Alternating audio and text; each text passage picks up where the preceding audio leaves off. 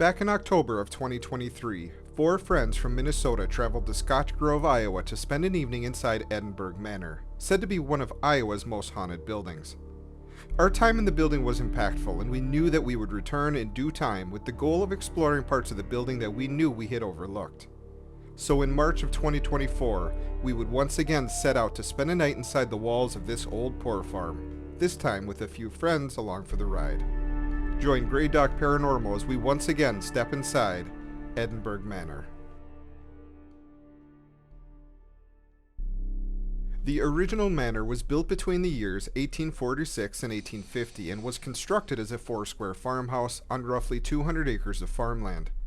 It was built as a poor farm, which many people came to rely on throughout the 19th and 20th centuries. The building would be run by a husband and wife with financial support coming from the county, and in exchange for a place to stay, inmates, as they were often referred to at the time, were required to work the land, gather food, and tend to the animals. It's worth noting that despite the fact people who stayed and worked on these farms were being referred to as inmates, nobody was actually required to stay. They could leave anytime they wanted. It was reported that some of these inmates would arrive and stay for very short periods of time, and then leave again for months, sometimes to return again later. According to early census data found about this farm, Edinburgh Manor had upwards of 60 people who lived on the property during the early years of operation. Anyone could stay on the farm. Men, women, children, anyone left with nowhere else to go were all welcome, but as you can imagine, it was the able-bodied individuals who were preferred. The idea is that these farms would be fairly self-sustaining, having the food that would be served in the building grown on the land that the building sits on and gathered and prepared by the residents themselves. These poor farms were also fairly common. Just across the border in Minnesota, over 60 counties had poor farms in them, and at one point there were over 2,000 poor farms nationwide. In 1910, the first house for Edinburgh Manor was moved from its original location, being pulled by horses, to the current location and expanded to the brick and steel building we see today. It was still considered a poor farm after the expansion of the building, continuing to house anyone looking for a place to stay and work. At this point, we know that the building was also divided into the men's and women's wings we see today. In 1929, the poor farm system began to collapse under the weight of the Great Depression. Too many people had nothing left, and neither these poor farms nor the local governments could sustain all of the people looking for work, food, and a place to live. During the depths of the Great Depression, over 1/4 of the American workforce were out of work, and by 1933, nearly 45% of all farms faced foreclosure. Roosevelt's New Deal, specifically the Social Security Act of 1935, brought a new federal funding structure, allowing the federal government to take a larger role in supporting American families and businesses, and most poor farms began to disappear, either being completely abandoned or restructured to be care facilities of some kind. By 1950, most poor farms were completely gone. Edinburgh Manor remained open until November of 2010. It was purchased by the current owners in October 2011. There aren't many spots inside the walls of this building that haven't been associated with some type of ghostly events. Stories of the hauntings here range from the residual to the intelligent, light and innocent to the dark and tragic. As of the time of this recording, it is estimated that over 300 lives were lost on this property since the manor was built back in 1850, and it would seem that at least some of those souls have stayed. Starting on the second floor, we have room 200. This is the room where the current owners experienced their first paranormal encounter back in 2012, when one of them decided to stay in the building overnight with their dog and was grabbed by a spirit that entered the room. Cindy recalls being on the phone with him at the time, hearing him describe a distinct grabbing feeling, and hearing his dog in the background barking and growling at something they couldn't see. This event would serve as the inciting incident that would open the doors to paranormal groups to investigate this location. In the north resident room on the second floor, a dresser with a mirror can be found against the back wall.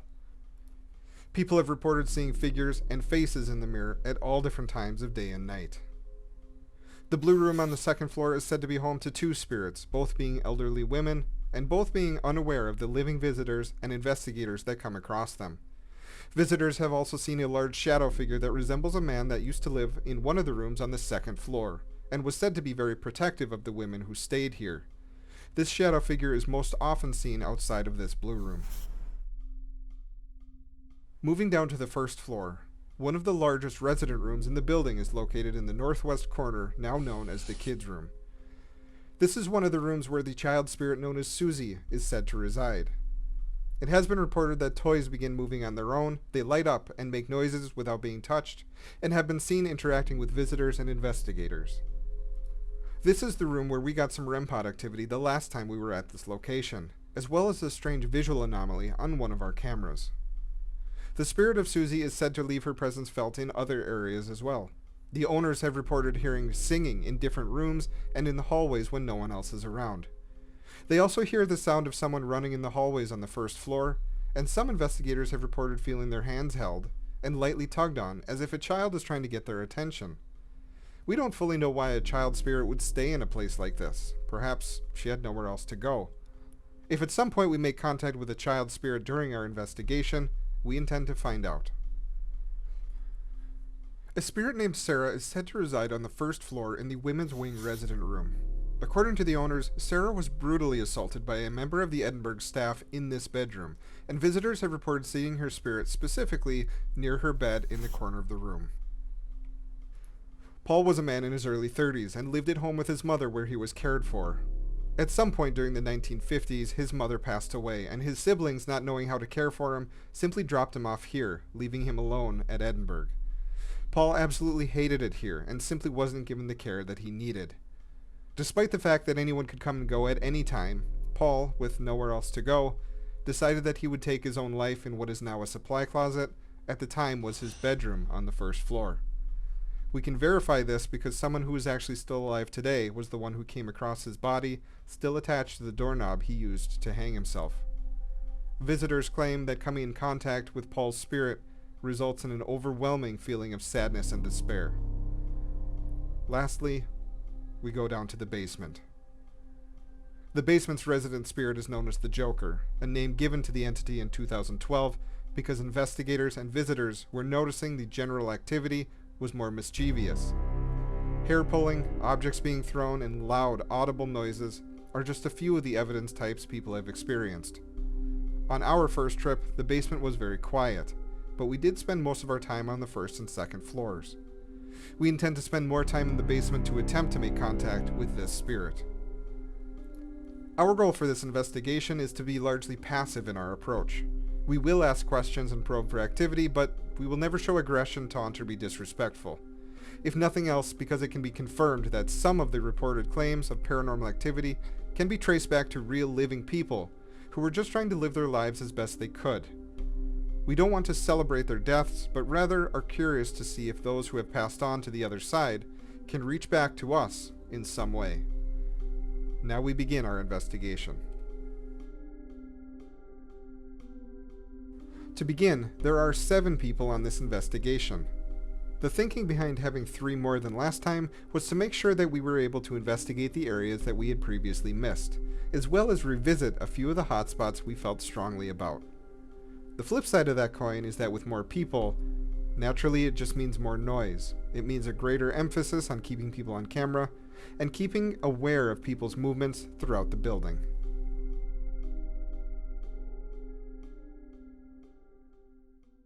After providing us with a tour of the building, Cindy leaves the premises and we begin setting up our equipment. The static camera paired with an iPhone for audio recording as well as a motion detecting music box all go in the laundry area in the basement. An audio recorder is placed all the way down in the boiler room, and another audio recorder as well as a REM pod are placed in the kitchen. The final audio recorder is placed in the recreation room on the main floor. As we are finishing getting all of our equipment placed, and getting all of the lights turned off, Grady experiences something terrifying. What these are some red recordings that were used. The last place that Jesus Christ! that location was used for What? Oh. As soon as I turned that light off, I heard something coming up the stairs. The last place that Jesus Christ! location was used. The last place Jesus That's Christ. where location was used. The last place Jesus that's Christ. where location was used. The sound of something running up these basement stairs is a repeat occurrence at this location. Wes and I experienced this exact phenomenon on our first visit. Remember, the sound picked up on camera is quieter than what we're hearing in person, so while it may not sound like much here, what Grady is hearing is louder and much more noticeable. It is possible that it has something to do with the railing, or some kind of rattling or creaking caused by someone walking on the stairs. We just weren't able to recreate or debunk this sound during our investigation. Once we have our equipment set up, we all head upstairs to join an ongoing Facebook Live event on the second floor. Meanwhile, our recorder down in the boiler room catches what sounds like a voice.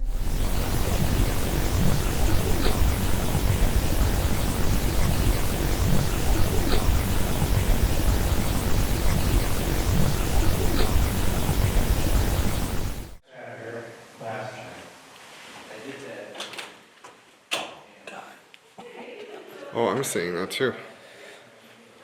Is there anything electrical around there?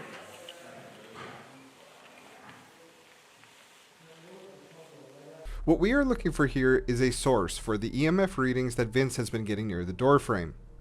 EMFs are electromagnetic fields which are generated by all sorts of physical objects, including wiring, us humans, and even the Earth itself. It is also believed that spirits can generate or can influence these fields, which can be detected by an EMF reader, just like the one Vince is holding. Here we are checking for light switches and looking for any other wiring indicators that might be causing the device to spike. In this case, we couldn't really determine what the cause of the spike was. We did get a brief spike on the other side of the door as well, but it only lasted for a couple seconds and then went away. All right, so we're gonna settle down in here and do a Spiritbox session. These sheets and bedding are all clean. Cindy has washed them, so We'll get a lot of answers. Yeah. Alright.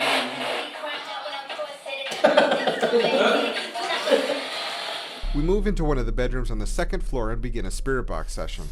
Just then, a message in the live stream from a supposed medium requests that we search for a pink chair, because if we find this pink chair, we will come in contact with a spirit known as Ida. As it happens, there is a plastic pink chair in the small storage room in the hallway right in front of the room we're currently in. So we decide to set up the Spiritbox in that room and attempt to make contact with this Ida. Ooh, Pink chair. yep. Ida, are you here with us?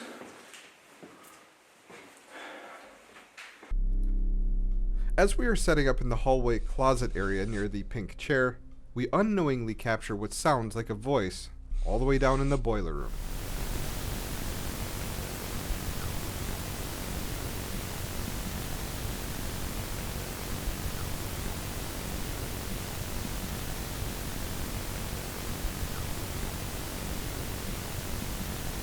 is there anyone here with us that would like to speak?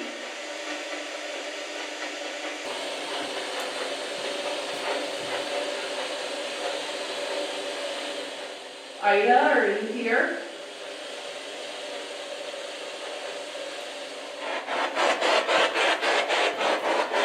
Anybody in this hallway want to talk to us?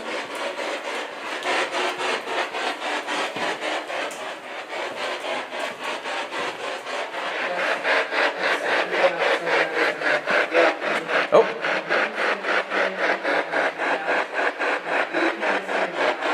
Did you want me to get out? Is that what you just said? Oh. Oh.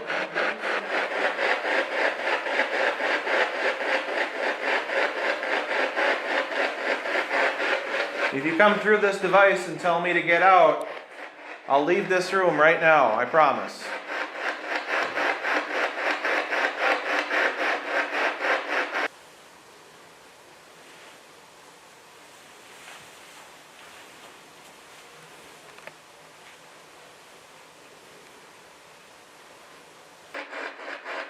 Can you give me a sign that you're here with us?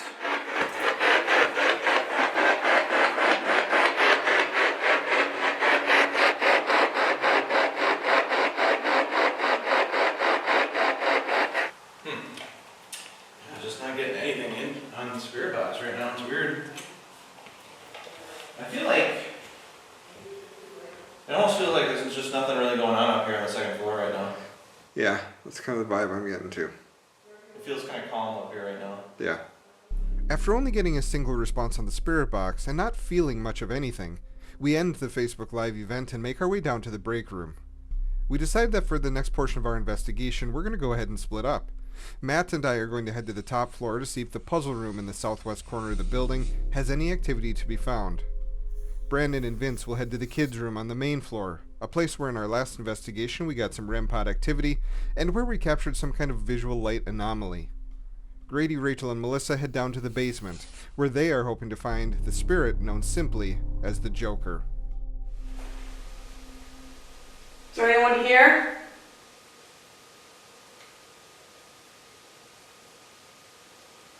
Do you guys hear that? What was it? The voice that Rachel hears is just barely captured. While she says it sounds like my voice, Matt and I are all the way up on the second floor in a different corner of the building. While it is more likely to be Brandon and Vince, they don't have a camera with them during this period, so unfortunately I just can't be sure.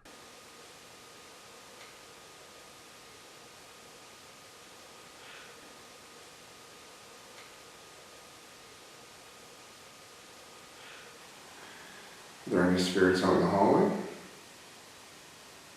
Make a noise, open that door to the stairs.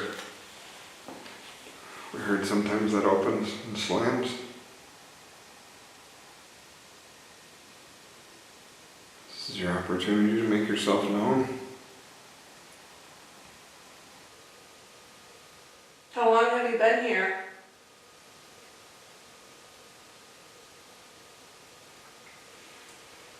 Do you choose to stay? Or are you stuck? You can make a noise for us, make it nice and loud. Or there's a team right below us. And then there's a team in the basement. You can make a noise for any of us.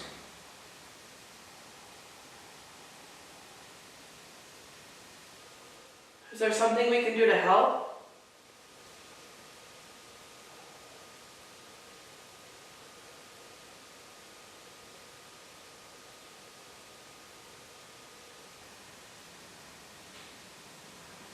I heard that.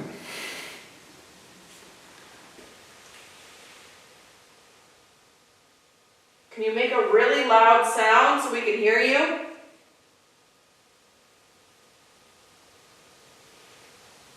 I just feel like really uncomfortable all of a sudden. Yeah. What does it feel like? Just really feels like intimidating Oh. almost. Okay. Oh. Just hit a spike on here. Went up to about 2.0. That Joker character is supposed to be, trying to intimidate people down here, so. I just heard something in the hallway. Down this way? Yeah. No, outside the door.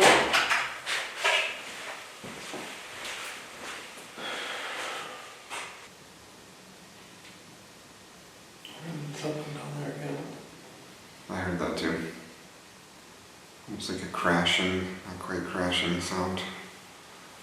Some kind of knocking, I don't know how to describe it. Maybe a shuffling noise. I don't know if it's coming from that next big room down there or not.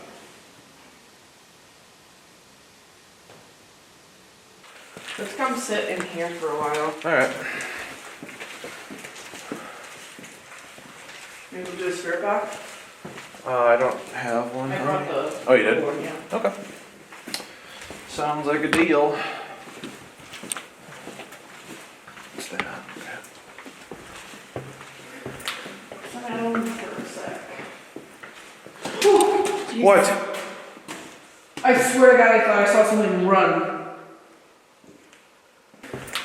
Sit down for a sec. Whew, Jesus. What? I swear to God, I thought I saw something run. As Grady, Rachel, and Melissa are in the kitchen, Rachel says she hears a noise out in the hallway. They initially head towards the laundry area to check it out, but then turn around and head back towards the dining area. Upon entering the room, Rachel sees out of the corner of her eye a large white mist apparition dart out from behind the pillar and then vanish. Unfortunately, nothing here is caught on camera, so I can't say for certain what it was she saw. Was this the apparition of the Joker? Was it the light from a flashlight catching the corner of her vision? Was it the overwhelming darkness in the room playing tricks on her, as it will do to me later on? Sadly, because we didn't see anything on camera, we cannot assume that it was a spirit. What we do know, though, is that she had a very real reaction to something in the room, which is the motivating factor for her and the others to start up a Spiritbox session.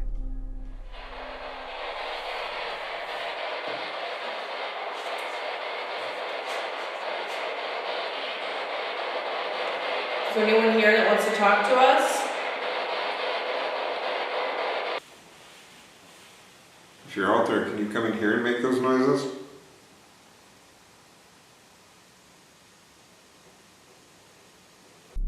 While Rachel, Grady, and Melissa are sitting in the dining room, down in the boiler room, our digital recorder catches something that sounds like a voice that says, "Hey, in here," with another word that I can't quite make out. See if you can hear it.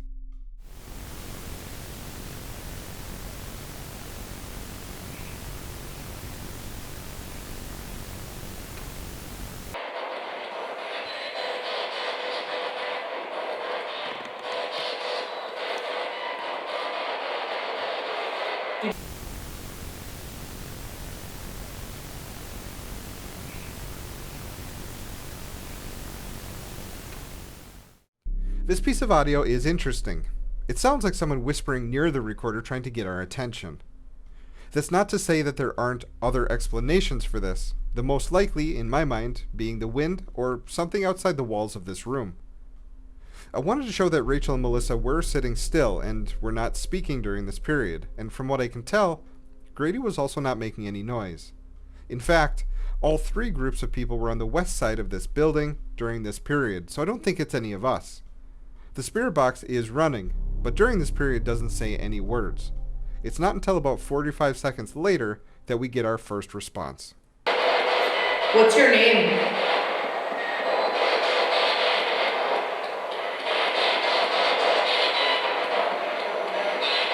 Doesn't matter. Did you hear that? Yeah. What's your name?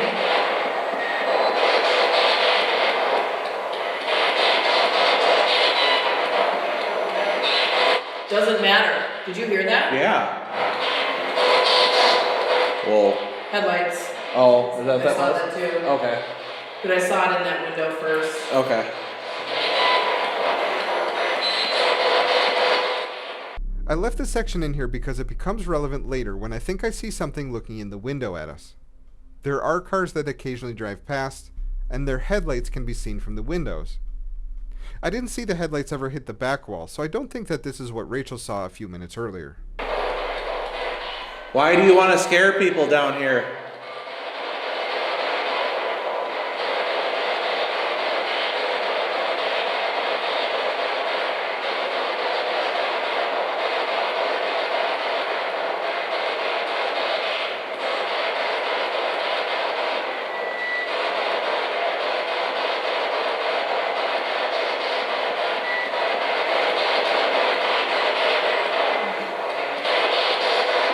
What was that?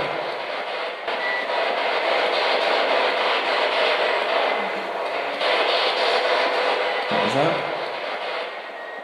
I don't know what it said, but I got the vibes of like, I don't care. Like, Again? ugh. Like, you know. Yeah. Are you tired of people coming in here?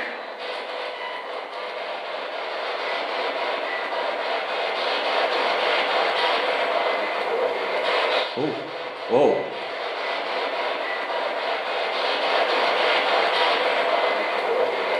Oh. Whoa. What was that? I don't know. It lasted quite a while though. Yeah. Following this last response on the Spiritbox, down in the boiler room, we once again catch what sounds like a voice. This time, a laugh. Brandon and Vince are still in the kids' room, up on the main floor. Matt and I are in the puzzle room all the way up on the second floor, and everyone else is still in the dining area. As before, it is possible that this is some outside audio contamination, but it certainly stood out to me while reviewing this audio.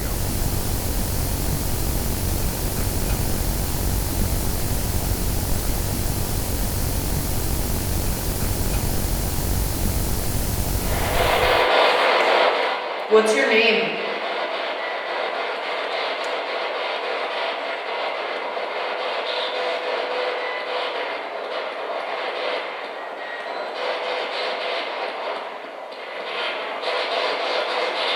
Something there. Oh. Why don't you just come have a seat here? We just want to talk to you. Are you trying to sneak up on us? Maybe. Did you hear that? Are you trying to sneak up on us? Maybe. Did you hear that? What keeps you here?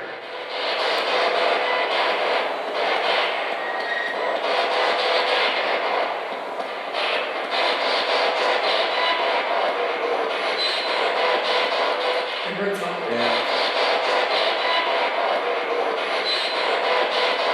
I heard something. Yeah, something there. After a few more questions from the group go unanswered, they end the Spiritbox session. Brandon and Vince join them in the basement and report that they haven't seen or heard any activity. Similarly, Matt and I wrap up our time on the second floor with a very similar experience. A few noises that we couldn't identify, and I can't really say that we ever felt like we were ever in the presence of anything paranormal. Grady and the crew meet us up on the second floor to debrief, and we think that a walker inside the side bedroom has changed position at some point throughout the evening. But if I go back through a walkthrough video I did when we first arrived, I can see that the walker is in the exact same position in both instances. It seems to me, I'll have to look back at my pictures, but it seems to me this was more straight over here earlier, not that close to the door.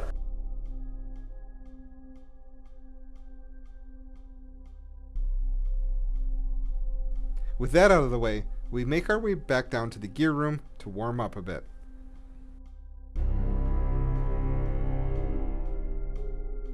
Rachel, Brandon, and Vince leave to go get some food, giving the remaining four of us a chance to explore the building ourselves. We placed an audio recorder on the pool table on the main floor, then decided that since none of us had any compelling experiences on the second or main floors, that we would once again go back down into the basement to see if we could figure out what it was Rachel saw. Griff, What? when we were in like the dining hall area over there, Yeah. we did get some Spiritbox replies too. Oh, back that way? Yeah. Most of it we couldn't tell what it was saying, but the one thing that we did get was when we asked what its name was, it said it doesn't matter. Really? Yeah. Alright. Well, that's great. Yeah. I know. And so then we were kind of talking, oh, is this, who is this? Is this, the Joker or... So, yeah, this is where Rachel saw the thing run. Right here. Really spooky. Okay. And then right after that is when we got the Spiritbox reply. That's... Okay. Anything going on? There's some shuffling back this way. We are in the maintenance man's room. A place where people have reported coming in contact with a spirit that doesn't appreciate any of his tools or supplies being moved. Other investigators have claimed receiving EVPs and Spiritbox responses that contain the words "get out" and "leave," as well as other aggressive words and phrases. Who's down here?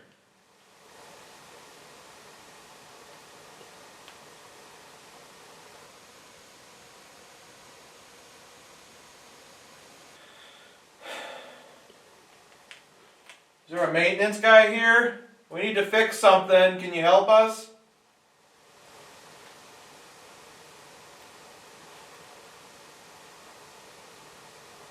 We only spend about 10 to 15 minutes in the maintenance room before deciding to head back out into the dining area to see if we can make contact with anything else down in the basement. The building has gone very quiet by this point, so we decide to fire the Spiritbox back up and see if we can attract any more attention. Alright, who's down here with us?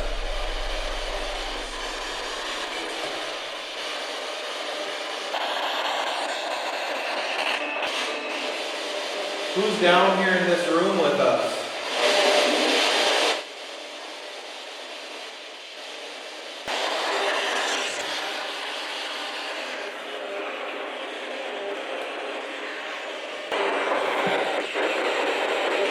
Why are you down here?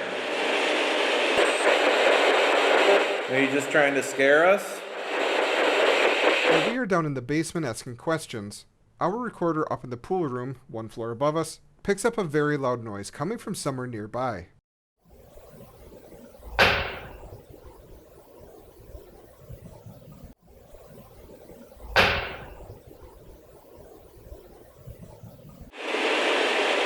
Where in this room are you right now? Can you tell us?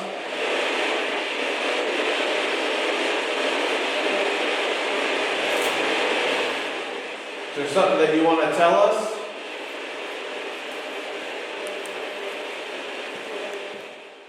During this section, I see something out of the corner of my eye. The way I describe it is that it looks like a figure, or possibly an animal, looking through the window at us for just a quick moment, before backing away and disappearing into the darkness. As we can see, there is a bush in front of this window, making it difficult for anything to get that close to the glass. It's also hard from my camera's perspective to get a good look out the window anyways, as it looks like we are seeing the reflection of the room that we're currently in, so it's hard to tell if something walking past the window would even be seen from this perspective.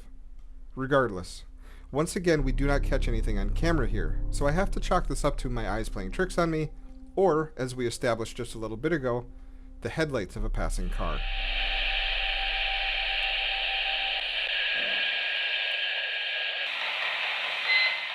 Can you just come down here and talk to us? We just want to know more about you. Can you use all of your energy and make a really loud noise for me? Just say no. Yeah.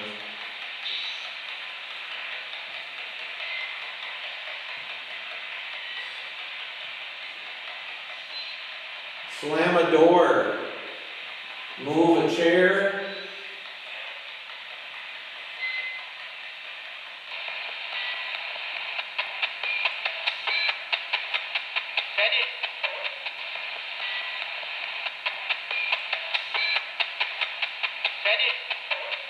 Ready? Ready? We're ready. You gonna make something happen? You asked if we were ready, but we are.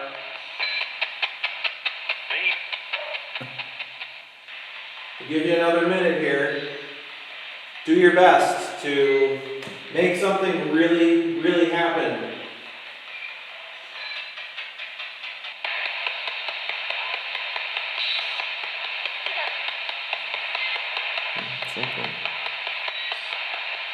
Okay, we're gonna move on, so.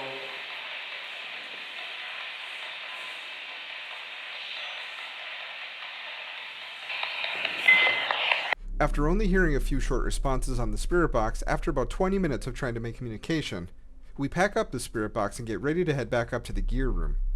Down in the laundry room, on the opposite end of the hallway from our current location, we capture what sounds like one of two things. A voice whispering into the iPhone, possibly saying a name, or some kind of distant scraping noise. No other device picks this up, and it is, once again, really hard to hear. See if you can pick it out.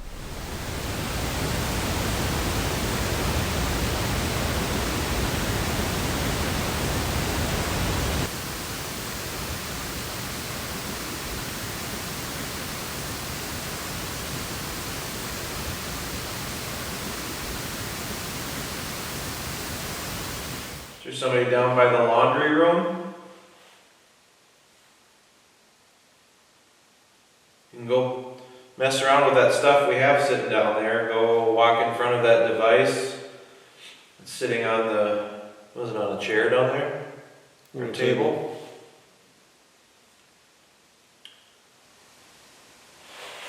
Oh, there again. Your way? Yeah. Whoa. What was that? I don't know. Right as Matt motioned towards the maintenance room, we hear two loud knocks come from somewhere between us and the laundry room, possibly up on the main floor. It almost sounds like an object falling and hitting the floor. A few seconds later, we catch another loud knock down near the boiler room. You can also hear a car driving past immediately following the knock, so to me it is unclear whether the second knock and the sound of the car are related. Your way? Yeah. Whoa. What was that? I don't know. Your way? Yeah. Whoa. What was that? I don't know. Your way? Yeah. Whoa. What was that? I don't know. Are you guys keeping your distance from us? Is that why you're down like the hallways from us? You don't have to be afraid of us. It's weird, we're hearing, again, like just like last time too, we're hearing sounds exactly where we're not. Yep.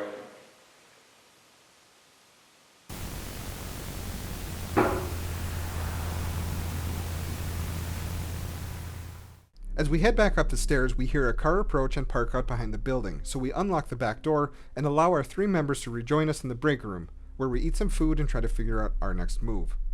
We decide that Rachel and I are going to go into the women's wing residence room, where it is said that the spirit of a woman who was attacked by a staff member resides here and visits those who spend enough time near her bed. Grady, Melissa, and Matt head upstairs to attempt a mirror scrying session, which involves staring into a mirror for extended periods of time to see if you can see any activity in the reflection. Many people who have toured and investigated this building have reported seeing faces and entire figures in the reflection. Brandon and Vince head downstairs into the basement once more to see if they can find any activity in the kitchen, boiler room, and dining area. While all of this is taking place, we catch an odd sound over in the pool room on the main floor.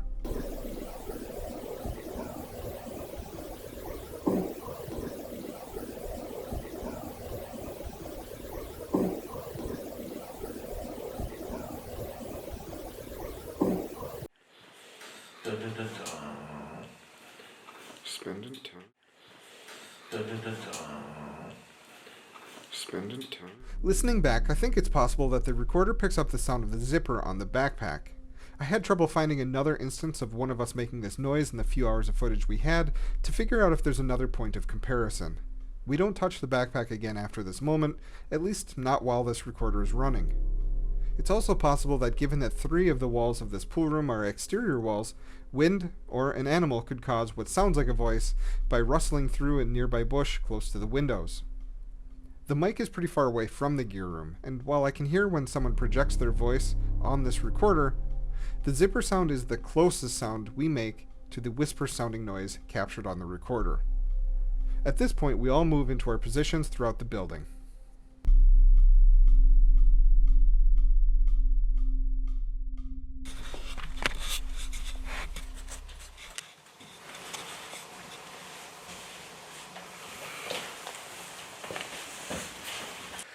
So, yeah, you're just supposed to be able to just look into it and faces or images show up, so. Is there someone here with us?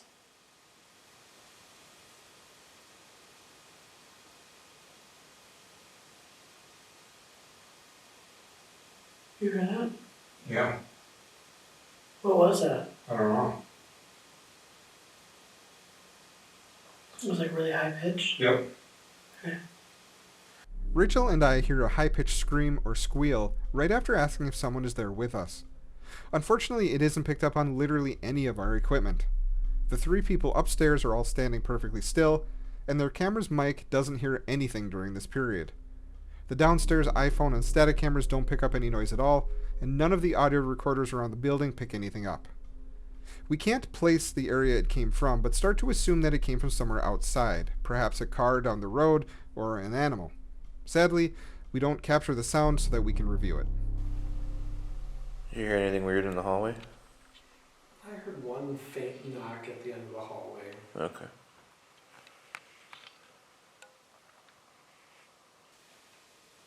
Is there a little girl here with us?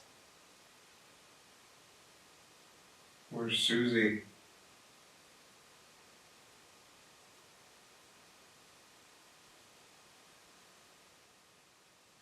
Can you make a noise? I know it's hard and it takes a lot of energy. There's a lot of devices that we have here tonight. Can you pull energy from those?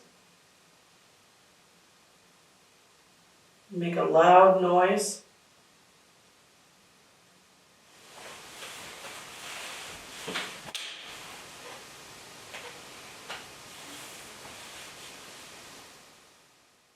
Did you hear that? Mm-hmm.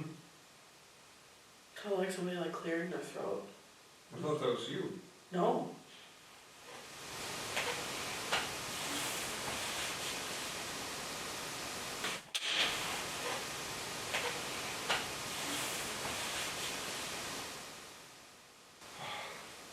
I wonder if the camera picked that up. It's pretty far. That sounded weird.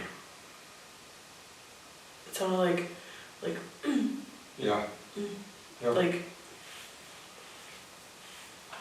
Rachel asks if I heard the noise that just happened while she was adjusting her sweatshirt. What she's referring to is a soft humming noise, which we both actually hear in the moment. It's tough to know exactly what this noise was, but in my mind there are a few possible explanations.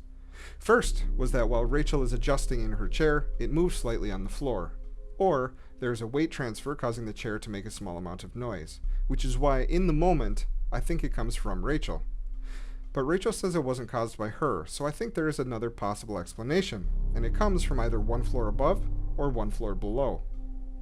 The reason for this comes from something captured just after Rachel and I hear the noise. Matt walks back into the room with Grady and Melissa and says this.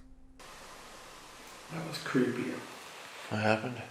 So on the way down at the other end of the hall, Yeah. and like right behind me in the closet, I hear it. It's like something creaking, like a cart moving, and like some like rusty wheels. Oh shit. Are you serious? Yeah. The noise Matt is referring to at this moment is captured all the way down in the basement as Brandon and Vince are coming up from the boiler room area.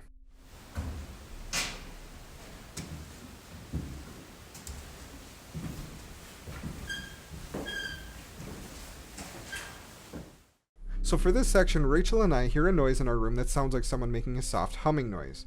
We know that Brandon and Vince are down in the boiler room near our location, and while I don't hear anything on the recorder that sounds like them making a humming noise specifically, we know that Matt is also right above us during this period as he hears the squeaking coming from the basement. Unfortunately, because we have two teams walking around, most of whom aren't on camera during this period, we can't mark any of this as being anything other than our team, and the interactions we are having with the environment itself. What the hell is that? squeaking. Yeah. Somebody moving something?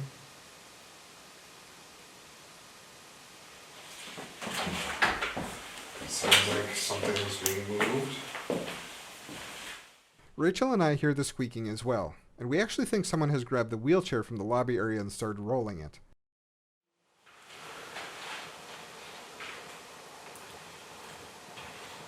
No. So we leave this room temporarily to see if we can debunk this sound, not knowing that the floor in the basement is the cause of this squeaking. Onwards and upwards. Maybe we walk down toward the other end of the hall where I heard that squeaking noise. Yeah, we can do that. While we're there, we can see if the room is down there or not. I don't remember now. We started hearing some noises we thought were coming from one of these rooms. Well, we were right underneath here. We heard you walking around, so. Okay. Did you guys get anything other than that? Not really. The Door frame to the walk-in cooler sets this off. Oh, great. That's pretty cool. That's pretty awesome. You want to leave these cat balls here? Yeah, I can do that. Okay. down this way.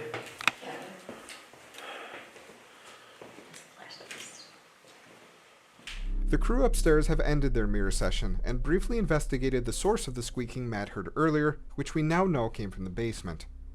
Next, they would bring the camera into room 200, where the owner claims to have experienced their first paranormal encounter in this building.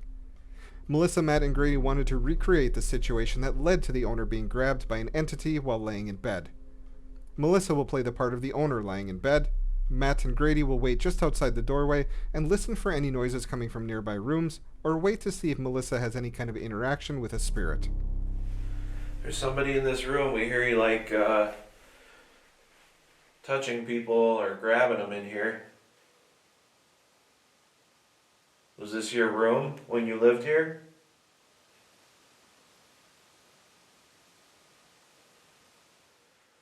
If there's anybody out in the hallway, you can come out into this room here.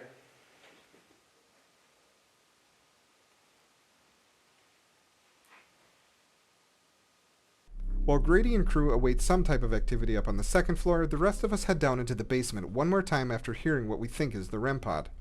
Unfortunately, we don't capture any activity on the REM pod. It never alarms over the course of the entire evening. What I believe we heard was potentially a car horn or something else outside. Regardless, we head down into the basement one more time to try and elicit some type of activity from whatever might be down there.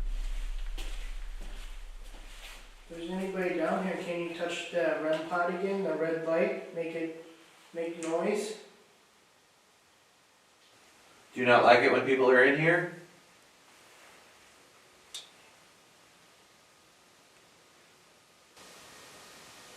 Is there anyone here with us?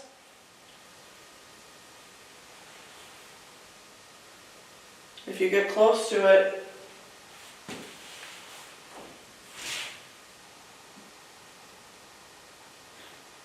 you'll light up different colors. If you want to make some noise, you come over to this red light and touch that. It's the weirdest damn thing. This is exactly what was happening last time we were here too. Is we would hear like these knocks, but it was never where we were. That's weird. Rachel, Brandon, Vince, and I move from the kitchen to the dining area once more and spend a little time in silence, listening for any noises that might give us an indication of any activity, when we hear a little creak that sounds fairly innocuous, but loud enough for us to take note.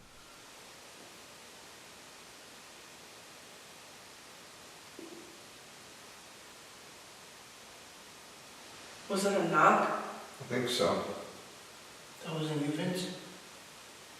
No. Down there, the metallic sound. I heard a doo-doo. I just heard one like that. Yeah.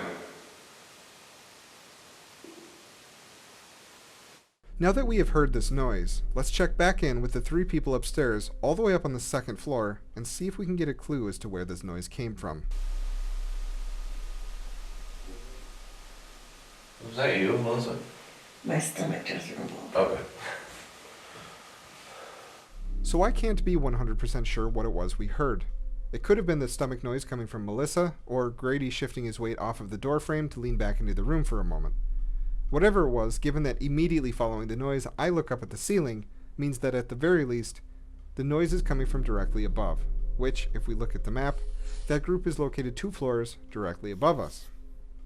What I'm hoping to illustrate here is just how difficult this investigation became once we added more people, and I didn't really notice the impact of this until we got into the review and edit stages.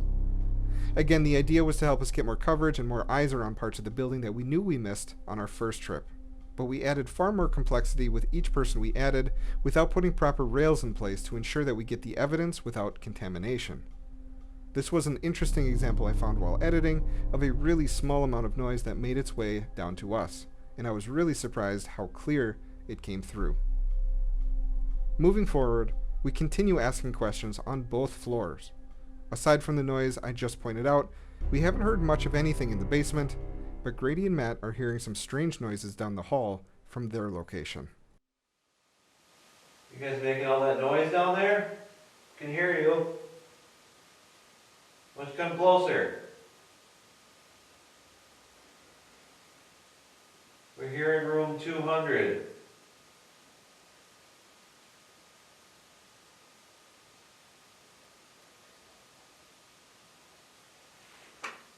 Is any of you coming down closer to us?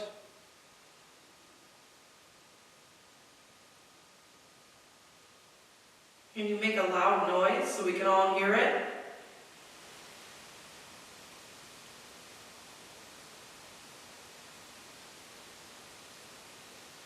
What was that? What did you hear? It almost sounds like water droplets. Like plink, plink. You hear that? Like water dripping into a sink or... That's what Vince was hearing earlier. Yeah. Okay. Can you come down this hallway and touch this green light in my hand?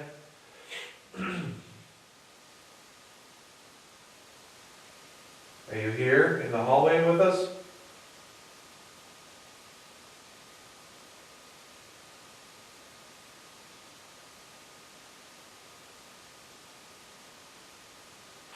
We're just getting on camera here that a couple of us have been hearing dripping water. Couldn't figure out where it was coming from, but it's here.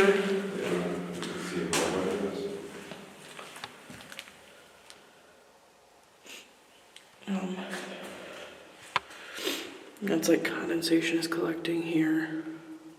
Oh, Yeah, you can see it dripping right here.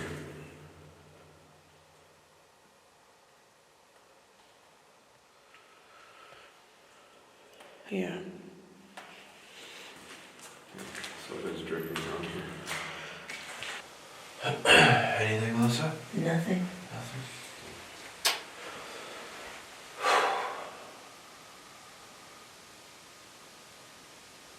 Seems like whatever's down here, if there was anything down here, doesn't really want to interact with us. That's again like what I was saying before and earlier, is that I feel like we keep hearing stuff away from where we're at. Yeah. It's like running away. Yeah. And that was kind of how it was last time we were here too. Every room we go into is just dead quiet, and then we start hearing noises somewhere else. Yeah. I think we hear you making a lot of noise. That's really cool. Can you try and say something to us?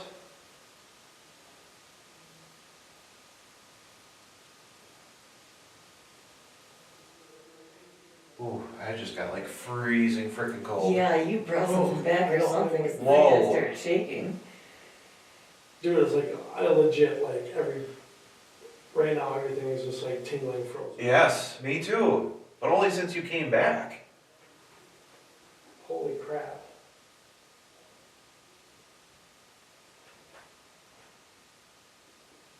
What the heck? Come in the room. Did it follow you? Oh my god. I'm like, everything is tingling. I am frozen right now. Like right when you came back, I started shaking. And It's like something went right through me. my ears are ringing. You guys, is there somebody in here? Can you touch this device in my hand? It'll let me know that you're here. Freezing. Yeah. During this period, Matt investigates some loud knocking in the puzzle room that, as he says, seems to be coming from the stairwell that leads down to the floor below. He hears a few loud knocks, then returns to the room where Melissa and Grady are located. As Matt comes back, all three people in the group feel a sudden and drastic temperature drop. Unfortunately, we don't have any equipment nearby to confirm this temperature change. This is where a thermometer or even a REM pod could have helped corroborate this experience. That said, this being the room where the spirit came in contact with one of the owners, and with all the stories of a woman in white being seen on the landing and at the top of the stairs specifically, perhaps the spirit has entered the room to engage with these three. Or perhaps this is something more residual, not looking to interact, but more akin to running a scripted event where the spirit performs the same actions regardless of who is here. Grady does a quick check with his EMF device and sadly comes up empty. Once the group feels like the cold air has dissipated or moved on, they grab their gear and head back to the gear room.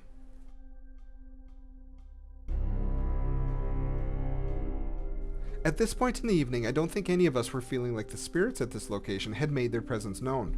Aside from a few nondescript sounds, a couple Spiritbox responses, and a pocket of cold air that Grady, Matt, and Melissa experienced while they were up on the second floor, there was really nothing that stood out to us as something worth following up on. So we thought of having 4 of us remove ourselves from the equation by sitting quietly in the gear room while Matt and Vince take a camera around the building as a duo, starting with the kids' room, a method with which we found some success on our first trip. Melissa wanted to visit the women's wing resident room and attempt to make contact with Sarah, the spirit of a woman who was assaulted by a staff member and will occasionally make her presence known to those who spend time near her bed. Guess I just sit and hang out for a little bit. Are there any kids in this room with us tonight? Or this morning, I should say, actually. If so, knock on the wall for us.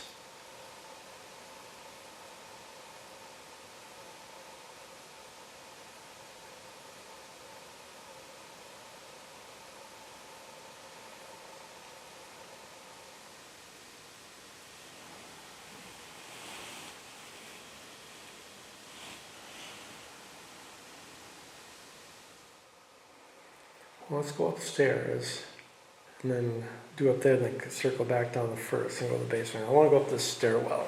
Sure. Yeah, you got the light, I'll let you go out, so I don't have to do both. This whole time I haven't really felt a fluctuation of temperature or anything. Now we'll go back into the puzzle room. See if anything else has happened to the puzzle since I've been up here. No.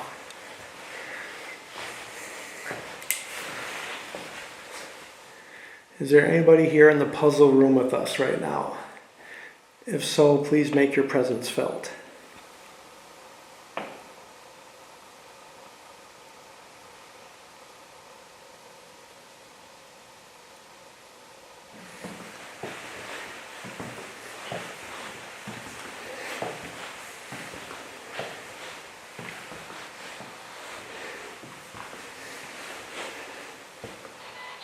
Is there anybody here in this room with us tonight?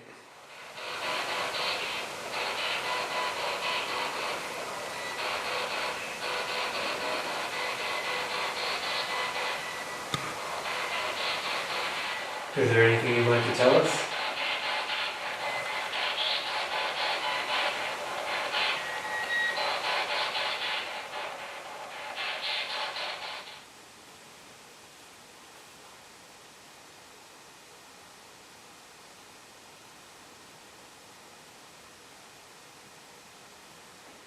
Up right here.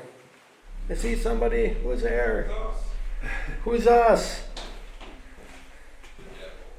The devil. We are Legion.